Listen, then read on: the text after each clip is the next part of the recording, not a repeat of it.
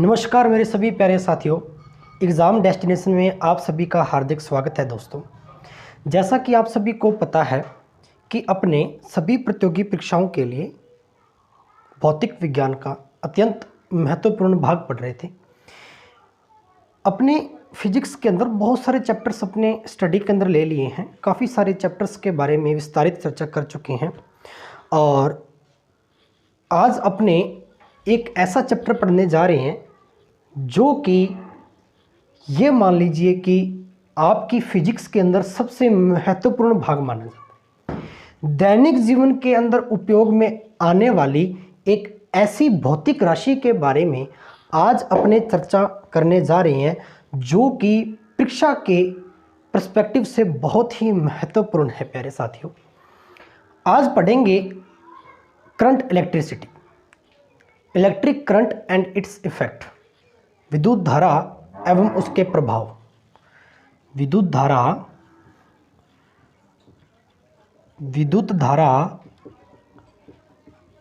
एवं उसके प्रभाव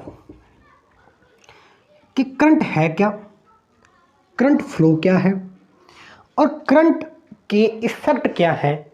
ठीक है, ये सारी की सारी चर्चा आज के अध्याय में अपने करेंगे।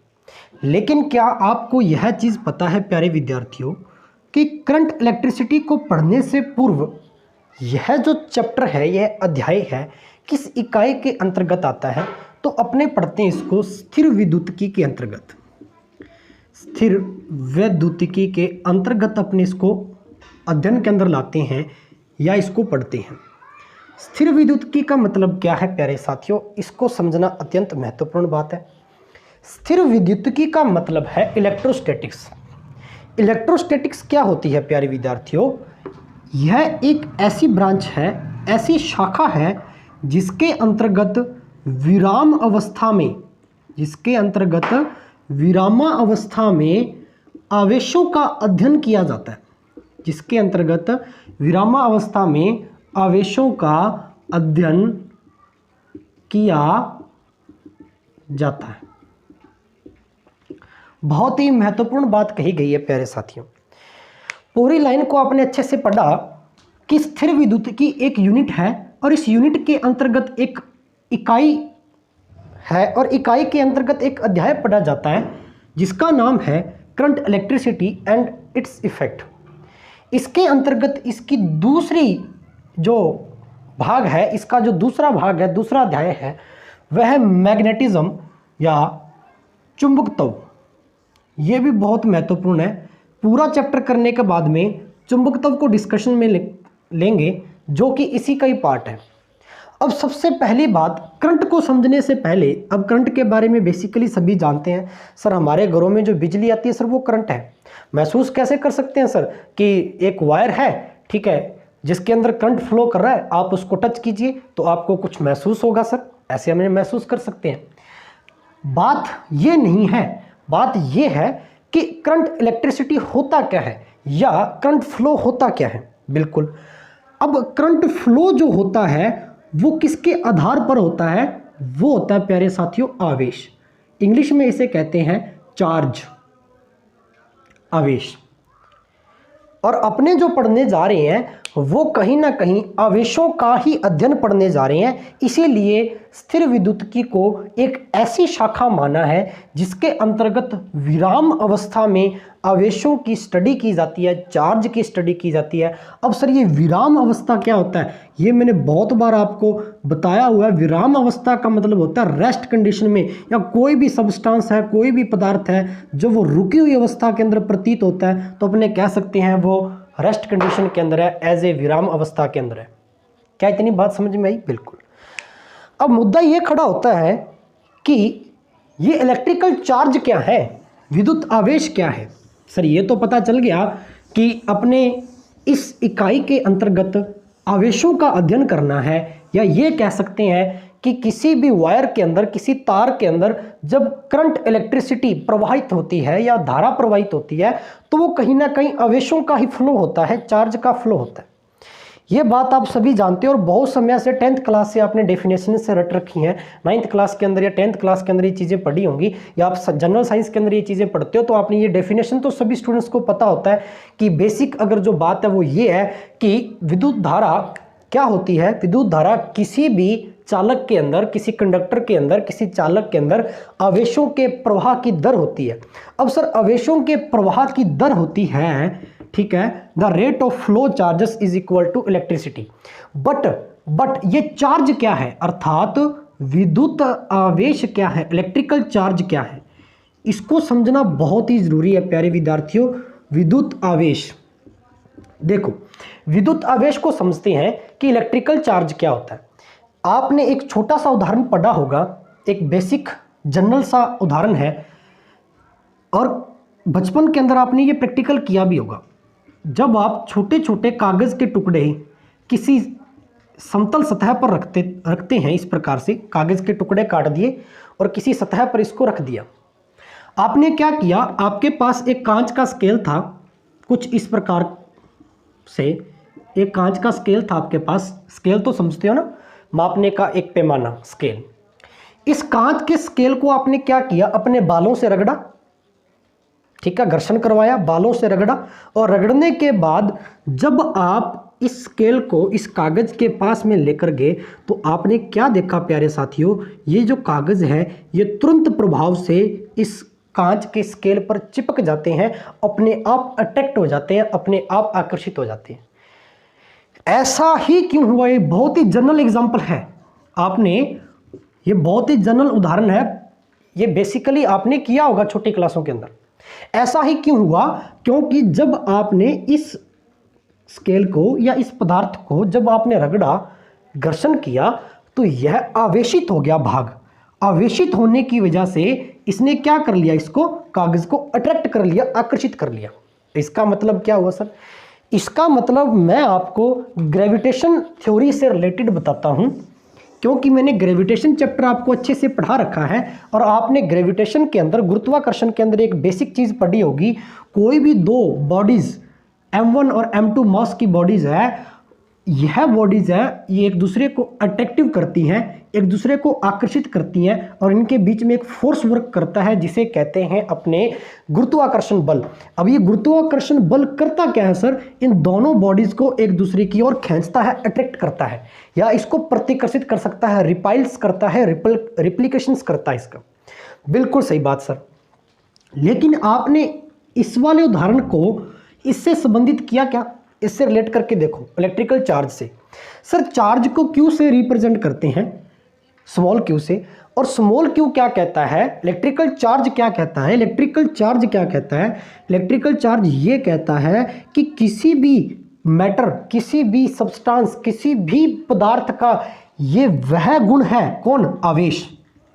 किसी भी पदार्थ का आवेश वह गुण है जो क्या करता है, किसी दोनों वस्तुओं को आपस में रगड़ने से उत्पन्न जो आकर्षण होता है उसको प्रदान करता है, और यही आकर्षण का गुण जिस वस्तु में पाया जाता है तो अपने कह देते हैं कि वह वस्तु क्या हो गई है, आवेशित हो गई है, चार्ज हो चुकी है, आवेशित हो चुकी है, अर्थात उसमें आवेश उत्पन्न हो चुका है। क्या इतनी बात समझ में आई? फिर से समझो, फिर से समझो, मैं आपको क्या समझाने का प्रयास कर रहा हूं प्यारे विद्यार्थियों, ध्यान से समझना इस चीज को। बहुत ही अच्छा उदाहरण है और बताया जाता है। देखो दो प्रकार से अपने पढ़ते हैं इन चीजों को, कि या तो आकर्षण प्रकार का होगा या प्रतिकर्षण प्रकार का होगा,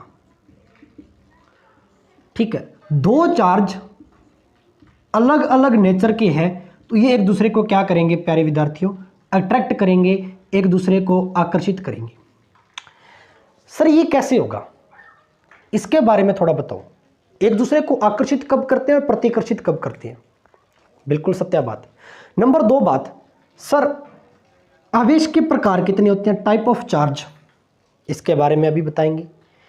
लेकिन इलेक्ट्रिकल चार्ज के बारे में मैंने बताया कि कोई भी पदार्थ है, कोई भी द्रव्य है, कोई भी मैटर है, वो कभी भी आवेश रहित नहीं हो सकता, अर्थात उसके अंदर चार्ज पाया ही जाएगा, आवेश होगा ही होगा। लेकिन उत्पन्न कब होगा आवेश, चार्ज तो है, लेकिन चार्ज उसके अंदर उत्पन्न कैसे होगा, आवेशित होगी कैसे वो वस्तु, जब आप उसको किसी अन्य वस्तु से रगड़ते हो अर्थात घर्षण करवाते हो।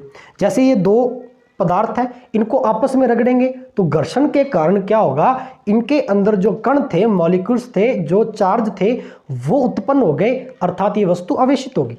ऐसे ही तभी तो कहते हैं ना कि आवेश क्या है, किसी पदार्थ का ऐसा गुण है जो क्या करता है, आकर्षण प्रदान करता है किन्हीं दो अन्य आवेशों के मध्य, किन्हीं दो अन्य आवेशों के मध्य ये आकर्षण, अट्रैक्शन, ठीक है, अट्रैक्शन प्रदान करता है, आकर्षण प्रदान करता है। इसी वजह से तो वो कागज है वो स्केल पर चिपक गए अर्थात आकर्षित हो गए।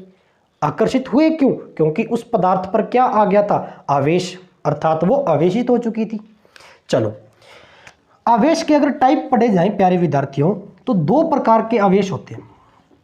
एक तो पॉजिटिव अर्थात धनावेश, पॉजिटिव चार्ज, और एक होता है नेगेटिव अर्थात ऋणावेश।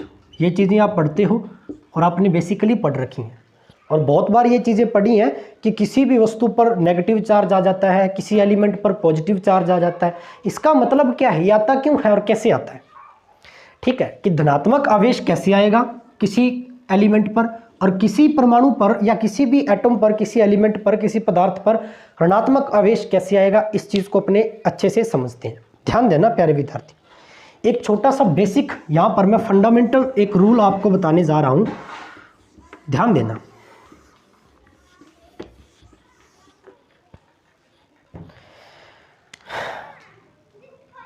ये मान लीजिए कोई एक धातु की छड़ है, रोड है, आयरन की या लोहे की ले लो आप, आयरन की एक रोड है।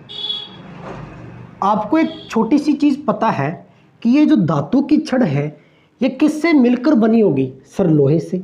लोहे की तो छड़ है, मेटल तो लोहा है, धातु है, लेकिन ये किससे मिलकर बनी है, ऐसे कौन से छोटे छोटे पार्टिकल्स हैं, ऐसे कौन से छोटे छोटे कण हैं जिनसे मिलकर बनी है। बिल्कुल, तो आप कहेंगे सर यह रोड है वो छोटे छोटे कणों से मिलकर बनी हुई है। इस प्रकार के छोटे छोटे असंख्यक कण हैं, पार्टिकल्स हैं, जिनसे मिलकर ये पूरी आयरन की रोड बनी हुई है। बिल्कुल सही बात है। इसी पार्टिकल्स को आप क्या कहते हो, एटम कहते हो या परमाणु कहते हो। ठीक है, भी किसी भी पदार्थ का ऐसा छोटे से छोटा कण जिससे मिलकर वो पदार्थ बना है वो कहलाता है उसका परमाणु अर्थात एटम। चलो, ये चीज़ आपको, हालांकि इसके अंदर मैं छोटा सा कंसेप्ट केमिस्ट्री का लेकर चलूंगा, हालांकि केमिस्ट्री जब अपने स्टार्ट करने लग रहे होंगे तो वहाँ मैं आपको पढ़ाऊंगा एटॉमिक स्ट्रक्चर, परमाणु संरचना। ठीक है, लेकिन यहाँ थोड़ी सी बात समझ लो, क्योंकि ये केमिस्ट्री का जो कंसेप्ट है वो कहीं ना कहीं आवेश से रिलेटेड है, वो आवेशित वस्तु से रिलेटेड है, अर्थात पॉजिटिव और नेगेटिव आवेश आते कैसे हैं इससे संबंधित है। आपको पता है परमाणु के बारे में, आपको इतनी सी बात पता है कि परमाणु का जो बीच का जो भाग होता है, एकदम सेंट्रोइड जो पार्ट होता है, उसका सेंटर पार्ट होता है, इसको नाभिक या न्यूक्लियस कहते हैं। और नाभिक के मध्य न्यूट्रॉन व प्रोटॉन पाए जाते हैं। नाभिक में क्या मौजूद होते हैं, किसी भी एटम के नाभिक में इसके दो अंग या इसके दो कण मौजूद होते हैं, इसके पार्टिकल्स मौजूद होते हैं। कौन कौन से, न्यूट्रॉन और प्रोटॉन। और जो इलेक्ट्रॉन होते हैं वो इसकी बाहरी कक्षाओं में क्या लगाते हैं, चक्कर लगाते हैं। ये चीज़ आपको पता है सर। बिल्कुल, मैं आपको यहाँ बताने जा रहा हूँ कि किसी भी एटम के जो नाभिक है, न्यूक्लियस है, इसके अंदर एक तो पाया जाता है प्रोटॉन, ठीक है, जिसको P से रिप्रेजेंट करते हो, एक पाया जाता है न्यूट्रॉन जिसको N से रिप्रेजेंट करते हो, एक पाया जाता है इलेक्ट्रॉन। प्रोटॉन हमेशा पॉजिटिव होता है, अर्थात प्रोटॉन पर जो आवेश होता है वो हमेशा धनात्मक होता है, ध्यान रखना। न्यूट्रॉन पर आवेश नहीं होता है, शून्य होता है, इसीलिए न्यूट्रॉन जो होता है वो उदासीन होता है, उदासीन अर्थात न्यूट्रल कंडीशन के अंदर होता है, ना तो इस पर पॉजिटिव चार्ज होता है ना ही नेगेटिव चार्ज होता है। और इलेक्ट्रॉन पर तो सभी को पता है, इलेक्ट्रॉन को जब अपने लिखते हैं तो लिखते भी इस प्रकार से e⁻⁻। इसका मतलब है इस पर जो चार्ज होगा, आवेश होगा, वो क्या होगा, नेगेटिव चार्ज होगा, ऋण आवेश होगा। ये बात आपको इतनी पता चली। और पूरे के पूरे कंसेप्ट के अंदर मैं केवल प्रोटॉन व इलेक्ट्रॉन की बात करूंगा, क्योंकि न्यूट्रॉन पर तो चार्ज ही नहीं है। अब जिस पर चार्ज नहीं है तो अपने उसको कैसे बता सकते हैं या कैसे उसको लेकर यह चीज समझा सकते हैं कि किसी भी एटम पर या मेटल पर या एलिमेंट पर पॉजिटिव व नेगेटिव चार्ज आता कैसे।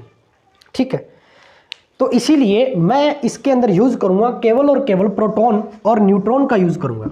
ठीक है, चलो अच्छी बात है, ये बेसिक चीजें आपको पता चल गई हैं, बिल्कुल पता चल गई है। एक छोटा सा मैं उदाहरण लेता हूं प्यारे विद्यार्थियों, एक एलिमेंट का सोडियम। सोडियम के बारे में सभी ने सुना होगा, और आवर्त सारणी के अंदर अगर पीरियोडिक टेबल में पढ़ें तो सोडियम का स्थान कौन सा है सर, 11वां है। अर्थात 11वें का मतलब क्या हो गया कि सोडियम का जो परमाणु क्रमांक है, परमाणु क्रमांक वो कितना है प्यारे विद्यार्थियों, 11 है।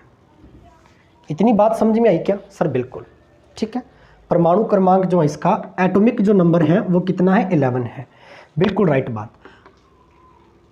अब 11 यहां इसका मतलब है कि परमाणु क्रमांक क्या है उसका, 11। परमाणु क्रमांक होता क्या है, नाभिक में पाए जाने वाले प्रोटॉनों की संख्या होती है। नाभिक में पाए जाने वाले प्रोटॉनों की संख्या होती है। ये आपका नाभिक है, इसीलिए तो नाभिक पॉजिटिव होता है। क्यों, क्योंकि इसमें प्रोटॉन होता है और प्लस न्यूट्रॉन, और न्यूट्रॉन के अंदर तो कोई आवेश होता ही नहीं है, इसलिए न्यूट्रॉन तो क्या है, न्यूट्रल है, जीरो है। तो इसके अंदर एक तो हो गया प्रोटॉन, ध्यान से समझना, अच्छे से समझना। ठीक है, एक कक्षक और बना देती है। अब मैं सोडियम का परमाणु बनाने जा रहा हूं, ये सोडियम का एटम है, और एटम को ध्यान से समझना कि सोडियम का एटम बनाएंगे कैसे अपने। मैंने बताया कि जो एटॉमिक नंबर होता है किसी भी एलिमेंट का, परमाणु क्रमांक जो होता है वो उसमें उसके परमाणु के अंदर, उसके परमाणु में पाए जाने वाले नाभिक और नाभिक में पाए जाने वाले प्रोटॉन्स की संख्या होती है। The number of proton is equal to atomic number. क्या इतनी बात समझ में आई क्या सर, बिल्कुल आई। अर्थात प्रोटॉनों की संख्या कितनी होगी यहाँ पर, 11। क्यों, क्योंकि परमाणु क्रमांक 11 है, और परमाणु क्रमांक होता क्या है, प्रोटॉनों की संख्या होती है। तो प्रोटॉनों की संख्या होगी कितनी सर, 11 होगी। क्या इतनी बात समझ में आई, बिल्कुल आई। तो यहां लिख सकते हैं 11 प्रोटॉन। नाभिक में कितने प्रोटॉन, इसके सोडियम के परमाणु के जो नाभिक है उसके अंदर प्रोटॉन कितने हो गए सर, 11। एक बात और ध्यान कर लेना, नाभिक में जितने प्रोटॉन होंगे उतने ही इलेक्ट्रॉन होंगे। अर्थात प्रोटॉनों की संख्या इज इक्वल टू इलेक्ट्रॉनों की संख्या। तो इलेक्ट्रॉनों की संख्या भी कितनी होगी प्यारे विद्यार्थियों, 11 ही होगी। ध्यान कर लेना कि जितने नाभिक में प्रोटॉन होते हैं उतने ही इलेक्ट्रॉन होते हैं। यह बात बहुत ही इंपॉर्टेंट है। अर्थात यदि प्रोटॉन 11 है तो पाए जाने वाले इलेक्ट्रॉन क्या होंगे, वो भी क्या होंगे, 11 ही होंगे। लेकिन इलेक्ट्रॉन जो होते हैं वो नाभिक में नहीं पाए जाते। इलेक्ट्रॉन कहाँ पाए जाते हैं, परमाणु की बाहरी कक्षाओं में क्या लगाते हैं सर, चक्कर लगाते हैं। इलेक्ट्रॉन बाहरी कक्षाओं में चक्कर लगाते हैं, बिल्कुल। एक छोटा सा कंसेप्ट और समझ लो, किसी भी परमाणु के कक्षक तो समझते हो ना, ये वाली जो कक्षक है इसकी, ठीक है, ये राउंड KLMN 4 कक्षक से आप रिप्रेजेंट करते हो ना। ठीक है, ज़्यादा यहाँ डीपली थ्योरी नहीं पढ़ाऊंगा मैं एटॉमिक स्ट्रक्चर की, सिर्फ नॉर्मली आपको आवेश समझाने के लिए ये थ्योरी पढ़ा रहा हूँ, केमिस्ट्री का एक छोटा सा कंसेप्ट। ओके, तो ये हो गए इसके कक्षक जिसके अंदर इलेक्ट्रॉन घूमते हैं, चक्कर लगाते हैं निरंतर, बिल्कुल। इसके जो कक्षक होते हैं प्यारे विद्यार्थियों, उस कक्षकों के अंदर कितने इलेक्ट्रॉन आ सकते हैं, अर्थात कक्षकों में अधिकतम इलेक्ट्रॉनों की संख्या कितनी होती है प्यारे विद्यार्थियों, फॉर्मूला होता है 2n स्क्वायर। और n यहां पर क्या होता है, n का मतलब यहां पर क्या होता है, n होता है कक्षकों की संख्या कि कितने, कौन से कक्षक के अंदर। जैसे पहला कक्षक है तो पहले कक्षक के अंदर इलेक्ट्रॉन कितने आएंगे, n की जगह पर 1 रख दो, 2 1 की स्क्वायर 1, तो कितने आ गए 2। तो पहले कक्षक के अंदर सोडियम 11 का परमाणु है, और सोडियम 11 के परमाणु का जो पहला कक्षक है इसमें इलेक्ट्रॉन अधिकतम कितने आ सकते हैं सर, 2 इलेक्ट्रॉन आएंगे। तो मैं बना दूं, 1 इलेक्ट्रॉन यहाँ पर, 1 इलेक्ट्रॉन यहाँ पर, मान लीजिए ये घूम रहे हैं, ठीक है, ध्यान देना है। पहले कक्षक के अंदर 2 इलेक्ट्रॉन, कक्षक दूसरे कक्षक के अंदर कितने इलेक्ट्रॉन आएंगे, n की जगह पर 2 रख दो। अब n की जगह पर क्या रख दो, 2। पहले n की जगह पर क्या रखा था, 1। तो दूसरे के अंदर कितना आएंगे, 2। 2 की स्क्वायर 4, 4 दूनी 8। तो दूसरे कक्षक के अंदर इलेक्ट्रॉन कितने आएंगे प्यारे विद्यार्थियों, 8। तो 8 इलेक्ट्रॉन बना दिए जाएंगे क्या, 1 2 3 4 5 6 7 और 8। दूसरे कक्षक के अंदर 8 इलेक्ट्रॉन घूम रहे हैं, सोडियम का परमाणु है। तीसरी बात, तीसरे कक्षक के अंदर कितने इलेक्ट्रॉन आएंगे, इसकी बात कर लेते हैं। अधिकतम कितने इलेक्ट्रॉन आएंगे, इसकी बात कर लेते हैं। तो तीसरे के अंदर अधिकतम कितने आने चाहिए भाई, n का मान कितना रख दूं, 3। तो 2, 3 की स्क्वायर कितनी होती है, 9। 9 दूनी 18। तो तीसरे के अंदर आने कितने चाहिए, 18। कितने आने चाहिए, 18। लेकिन 18 अधिकतम इलेक्ट्रॉनों की संख्या 18 है। क्या 18 आएंगे, नहीं। क्यों नहीं आएंगे, क्योंकि परमाणु क्रमांक कितना है सोडियम का, 11। तो इलेक्ट्रॉन तो 11 ही आने चाहिए। जिसके अंदर पहले कक्षक के अंदर 2 हो गए, दूसरे कक्षक के अंदर 8 हो गए, टोटल कितने हो गए, 10। बच गए कितने, 1। तो ये 1 इलेक्ट्रॉन किस में आ जाएगा, तीसरे कक्षक के अंदर आ जाएगा। तो टोटल कितने हो गए प्यारे विद्यार्थियों, 11। ठीक है, टोटल कितने हो गए, 11। ठीक है, तो इलेक्ट्रॉनों को भरने का क्रम सोडियम के परमाणु के अंदर कैसे रहेगा, 2 8 और 1। अर्थात पहले कक्षक के अंदर 2 इलेक्ट्रॉन, दूसरे के अंदर 8, 10 हो गए, और 1 जो बच गया वो तीसरे कक्षक के अंदर घूमेगा या चक्कर लगाएगा। अर्थात टोटल कितने इलेक्ट्रॉन हो गए, 11। 11 प्रोटॉन, 11 ही इलेक्ट्रॉन। तो मेरे को एक बात बताओ, इतनी बात ये नोट करते चले जाना, ये फॉर्मूला बहुत इंपॉर्टेंट है। ठीक है, किसी भी परमाणु के कक्षकों में अधिकतम इलेक्ट्रॉनों की संख्या 2n स्क्वायर होती है। कितनी होती है, 2n स्क्वायर होती है। यहां लिख देता हूं कितनी होती है, 2n स्क्वायर। ठीक है, 11 ही आपने कहा सर प्रोटॉन है इसके अंदर और 11 ही इलेक्ट्रॉन है। ठीक है, प्रोटॉन का मतलब क्या हो गया, पॉजिटिव चार्ज। इलेक्ट्रॉन का मतलब क्या हो गया, नेगेटिव चार्ज। ठीक है, तो 11 ही पॉजिटिव है, 11 ही नेगेटिव है। तो टोटल आवेश कितना हो जाएगा, जोड़ना नहीं है, नेट आवेश। तो नेट चार्ज कितना हो जाएगा भाई, नेट चार्ज कितना हो जाएगा सर, 0 हो जाएगा, क्योंकि 11 ही तो प्रोटॉन है और 11 ही इलेक्ट्रॉन है। नेट चार्ज तो कितना हो गया, 0 है। अगर 8 ही इलेक्ट्रॉन होते और 8 ही प्रोटॉन होते तो नेट चार्ज कितना हो जाता, 0 है। 10 ही इलेक्ट्रॉन होते और 10 ही प्रोटॉन होते तो नेट चार्ज कितना हो जाता, 0 है। जब प्रोटॉनों और इलेक्ट्रॉनों की संख्या बराबर होती है तो उसका जो नेट आवेश होता है, उसका जो नेट चार्ज होता है वो 0 होता है। ध्यान कर लेना, बिल्कुल सत्य बात। अब इस बात को समझो, आपको एक छोटी सी बात पता होगी कि इसके बाह्यतम कोश में से एक इलेक्ट्रॉन त्यागा भी जा सकता है, मतलब इसको बाहर भी किया जा सकता है, और एक इलेक्ट्रॉन लिया भी जा सकता है। क्या किसी भी परमाणु के बाह्यतम कोश के अंदर इलेक्ट्रॉनों का आदान प्रदान हो सकता है क्या, सर बिल्कुल हो सकता है। यह किसी भी परमाणु के जो इलेक्ट्रॉन है उनका ये गुण होता है, उसके बाह्यतम कोश के अंदर पाए जाने वाले, बाह्यतम कोश का मतलब बाहरी कोश के अंदर, बाहरी कक्षा के अंदर पाए जाने वाले इलेक्ट्रॉनों का ये गुण होता है कि वो बाहर भी जा सकते हैं, मतलब अपने आप को किसी दूसरे परमाणु को दे सकते हैं, और वहां से भी एक इलेक्ट्रॉन अपनी ओर खींच सकते हैं या ले सकते हैं। तो मान लीजिए यहां क्या हुआ, यहां कुछ इस प्रकार से हुआ कि एक इलेक्ट्रॉन चला गया, मतलब एक इलेक्ट्रॉन त्याग दिया, एक इलेक्ट्रॉन इसकी बाह्यतम कक्षा से निकाल दिया। तो प्रोटॉन तो 11 ही पड़े हैं। अब एक इलेक्ट्रॉन यहां से निकाल दिया जाए, ध्यान देना, एक इलेक्ट्रॉन निकाल दिया जाए तो इलेक्ट्रॉन कितने रह जाएंगे, 10। कितने रह जाएंगे, 10। कितने रह जाएंगे, 10। अब एक इलेक्ट्रॉन आपने निकाल दिया तो इस पर कितने रह गए, 10 रह गए ना। तो जैसे ही आपने इलेक्ट्रॉनों की कमी की तो इस पर क्या आ जाएगा प्यारे विद्यार्थियों, पॉजिटिव चार्ज आ जाएगा, पॉजिटिव चार्ज आ जाएगा, अर्थात धना आवेश आ जाएगा।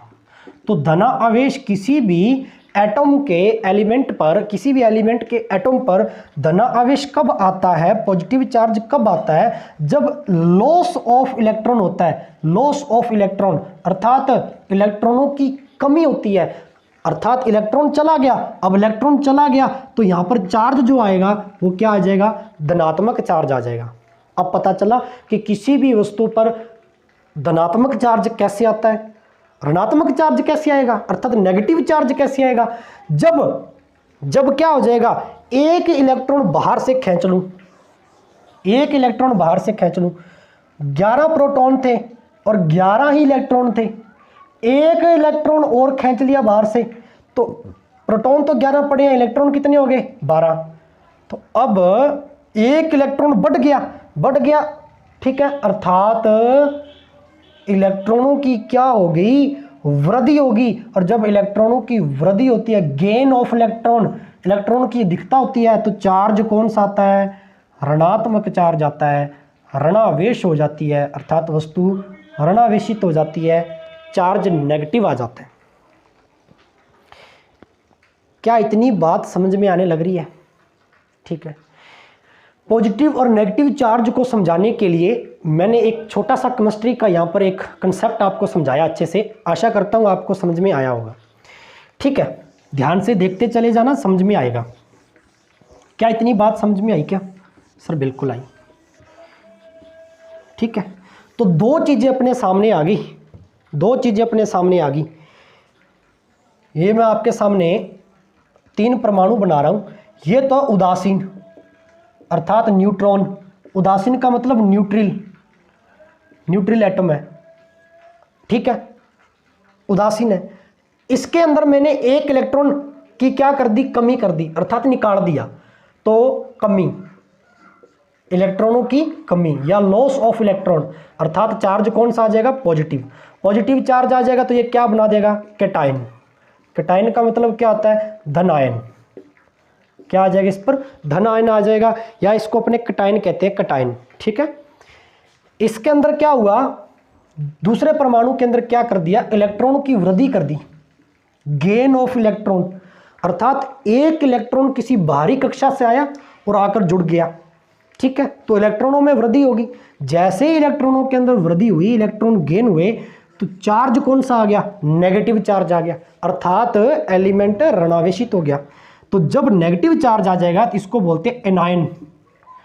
एनायन का मतलब क्या हो गया, ऋण आयन। ठीक है, क्या इतनी बात समझ में आई? ये डायग्राम बना लेना, और ये केमिस्ट्री का एक छोटा सा कंसेप्ट है, इसको भी नोट करते चले जाना। क्या इतनी बात समझ में आई क्या? सर बिल्कुल आई।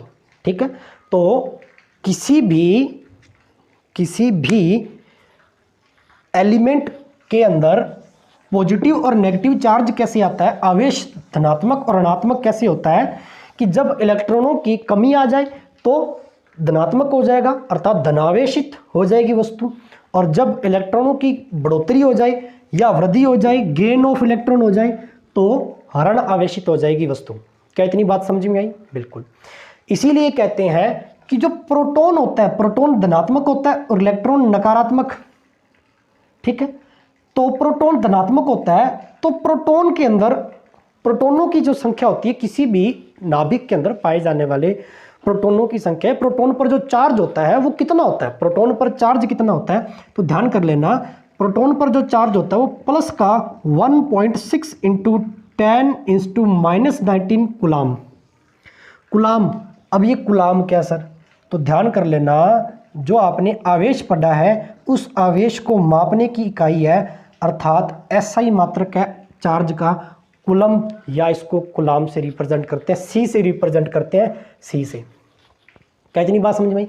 इलेक्ट्रॉन पर जो चार्ज होगा वो नकारात्मक होगा, लेकिन मान कितना होता है, माइनस का 1.6 इंटू 10⁻⁻19 कुलाम। दोनों ही एक जैसे हैं, बस अंतर कहाँ है कि प्रोटॉन के अंदर धनात्मक आवेश होता है, अर्थात धन आवेश होता है, इसीलिए ये पॉजिटिव की वैल्यू देगा। इलेक्ट्रॉन पर ऋणात्मक आवेश होता है, ऋण आवेशित होती है इलेक्ट्रॉन, इसीलिए ये नेगेटिव वैल्यू देगा, -1.6 इंटू 10⁻⁻19 कुलाम। क्या इतनी बात समझ में आई क्या? बिल्कुल। ये आंकड़े नोट कर लेना, एग्जाम के अंदर डायरेक्ट आपसे पूछे जाते हैं। ओके, अब बात करने जा रही हैं, एक चीज और समझ लेना कि मान लीजिए 2 आवेश है, एक तो धनात्मक आवेश है और दूसरा भी धनात्मक आवेश है, एक ऋणात्मक आवेश है दूसरा भी ऋणात्मक आवेश है, एक धनात्मक आवेश है दूसरा ऋणात्मक आवेश है। ये एक दूसरे से कैसे संबंधित है, एक दूसरे पर कैसा प्रभाव डालेंगे, इफेक्ट क्या डालेंगे। तो जो पॉजिटिव पॉजिटिव एक जैसे आवेश होते हैं, एक जैसे को हिंदी में कह सकते हो सजातीय, सजातीय आवेश जो होते हैं एक जैसे, सजातीय मतलब एक समान जाति वाले, एक समान जाति वाले अर्थात धनात्मक धनात्मक, तो ये एक दूसरे को क्या करते हैं, प्रतिकर्षित करते हैं। ध्यान कर लेना, रिपल्सन पैदा होता है, प्रतिकर्षित करते हैं एक दूसरे को, ठीक है, दूर धकेलते हैं, प्रतिकर्षित करते हैं, ठीक है। ऐसे ये इन दोनों की जाति भी समान है, तो ये भी क्या करेंगे, एक दूसरे को प्रतिकर्षित करेंगे, दूर धकेलेंगे। लेकिन जब दोनों ही चार्ज अलग अलग हो जाएं, अलग अलग का मतलब एक तो धनात्मक है और एक ऋणात्मक है, तो चार्ज है, आवेश है, वो दोनों ही अलग अलग हो गए, अर्थात विजातीय हो गए, विजातीय, विजातीय आवेश मतलब जिनकी जाति क्या हो गई, अलग अलग होगी। तो अलग अलग जो आवेश होंगे, पॉजिटिव और एक नेगेटिव, वो एक दूसरे को आकर्षित करेंगे, अट्रैक्ट करेंगे, आकर्षित करेंगे, ठीक है। क्या इतनी बात समझ में आई? ये भी बहुत ही महत्वपूर्ण चीज़ है, इसको भी नोट करते चले जाना। क्या इतनी बात समझ में आई क्या? सर बिल्कुल आई, ओके। नोट करते चले जाना प्यारे विद्यार्थियों, साथ ही साथ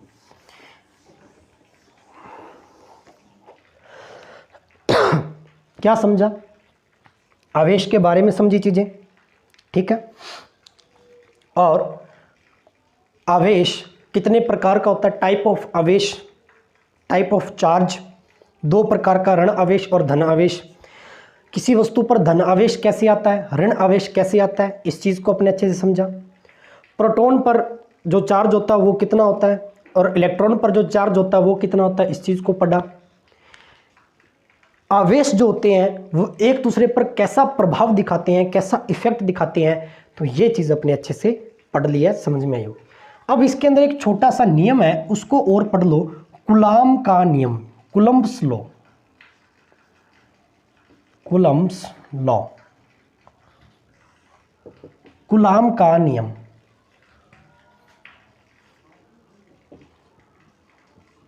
कूलॉम का नियम, इस कूलॉम के नियम को अच्छे से समझना। कूलॉम का नियम क्या कहता है प्यारे विद्यार्थियों, कूलॉम का नियम यह कहता है कि मान लीजिए दो आवेश हैं जिनकी प्रकृति अलग अलग है, एक तो पॉजिटिव चार्ज है और एक नेगेटिव चार्ज है। इसको गुरुत्वाकर्षण के नियम से समझ के देखना। दो आवेश हैं, एक तो पॉजिटिव है और एक नेगेटिव है, ये दोनों आवेश एक दूसरे को आपस में अट्रैक्ट करेंगे, आकर्षित करेंगे, और आकर्षित जब करेंगे तो इनके मध्य एक फोर्स काम करेगा, एक बल कार्य करेगा, अर्थात आकर्षण प्रकार का बल कार्य करेगा। इस बल का मान क्या होगा, ये चीज़ अपने को बतानी है। तो ध्यान कर लेना, दो अलग अलग आवेशों के आकर्षण के समय लगने वाला बल जो होता है वह दोनों आवेशों के गुणनफल के समानुपाती होता है। एक तो Q1 लिख दो, एक Q2 लिख दो, दोनों आवेशों के गुणनफल का समानुपाती होता है। क्या इतनी बात समझ में आई? सर बिल्कुल आई। दूसरी बात क्या कहता है कि इन दोनों के मध्य लगने वाला अट्रैक्शन फोर्स या रिपल्सन फोर्स, प्रतिकर्षण जो बल है या आकर्षण बल है, ये इन दोनों के बीच की दूरी, तो दूरी कितनी है सर, r। दूरी को किससे रिप्रेजेंट करते हैं, यहां से इसके बीच की डिस्टेंस होगी d, और d को अपने r से रिप्रेजेंट कर लिया, तो दूरी कितनी होगी प्यारे विद्यार्थियों, r। तो दूरी के वर्ग के व्युत्क्रमानुपाती होता है कौन, बीच में लगने वाला बल, फोर्स। तो आप इसको किस प्रकार से लिख सकते हैं, बल समानुपाती Q1 Q2 बटा r²। ये नियम आपको मैंने बहुत बार पढ़ा दिया कि समानुपाती का चिन्ह हटाएंगे तो बराबर का चिन्ह लगाएंगे, और जैसे ही बराबर का चिन्ह लगाएंगे तो एक नियतांक आएगा, एक कांस्टेंट आएगा k Q1 Q2 बटा r²। तो ये फॉर्मूला आ गया अपने पास, किसका फॉर्मूला आ गया, किन्हीं दो आवेश के मध्य, किन्हीं दो आवेशों के मध्य लगने वाले आकर्षण या प्रतिकर्षण बल का जो फॉर्मूला होता है वो ये होता है F इज इक्वल टू के Q1 Q2 divide by are square. के क्या होता है, इसको बोलते हैं कूलाम कॉन्स्टेंट या कूलाम नियतांक, कूलाम नियतांक, ध्यान कर लेना। और इस के का मान कितना होता है प्यारे विद्यार्थियों, K is equal to 9 into 10⁹9 newton metre square पर कूलाम स्क्वायर। बहुत इंपॉर्टेंट है, बहुत बार डायरेक्ट परीक्षा के अंदर पूछा जाता है।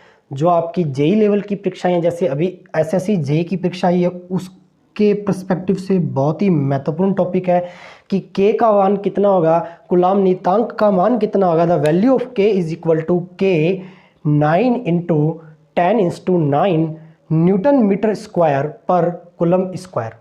ठीक है, इतनी बात समझ में आई? बिल्कुल आई सर। ओके, ये तो हो गया इसके अंदर इसका मान के का, और ये हो गया इसके अंदर कूलाम का नियम, अर्थात किन्हीं दो आवेशों के मध्य लगने वाले फोर्स का फॉर्मूला, लगने वाले बल का। एक छोटी सी बात पूछी जाती है, मान लीजिए ये दो आवेश पड़े हुए हैं, इन आवेशों के बीच की दूरी बढ़ा दूं, दूरी दोगुनी कर दूं, दूरी बढ़ा के डबल कर दूं। ये आवेश यहाँ था, अब इसको मैं यहाँ ले आऊँ Q1 आवेश को। अब इस आवेश को जैसे मैं यहाँ लेके आया तो दूरी कितनी होगी, डबल, अर्थात R का मान कितना हो गया, 2 गुना।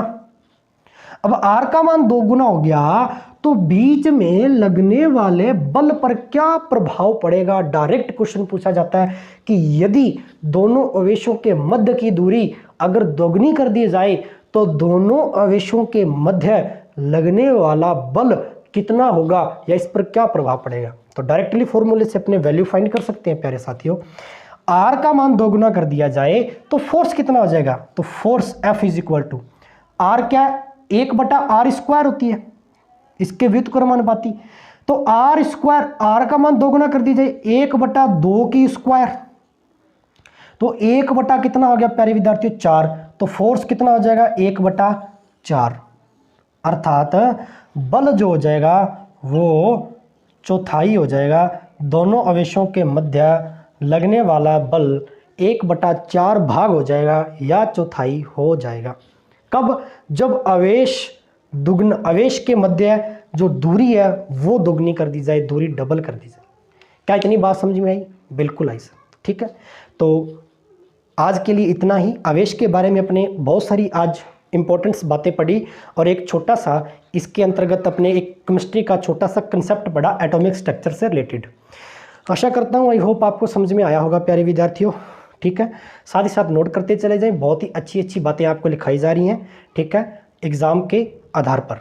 ठीक है, तो ज़्यादा से ज़्यादा वीडियो को शेयर करें, लाइक करें, चैनल को सब्सक्राइब करना ना भूलें प्यारे विद्यार्थियों, और नोट्स बनाते चले जाएं, कंटेंट को ज़्यादा से ज़्यादा शेयर करें। ओके, तो कल पढ़ेंगे करंट इलेक्ट्रिसिटी के बारे में कि किसी भी वायर के अंदर, किसी कंडक्टर के अंदर, किसी चालक के अंदर करंट कैसे फ्लो करता है। ये सारी की सारी बातें अपने नेक्स्ट लेक्चर के अंदर करेंगे। ओके, तो आज के लिए इतना ही। जय हिंद, जय भारत।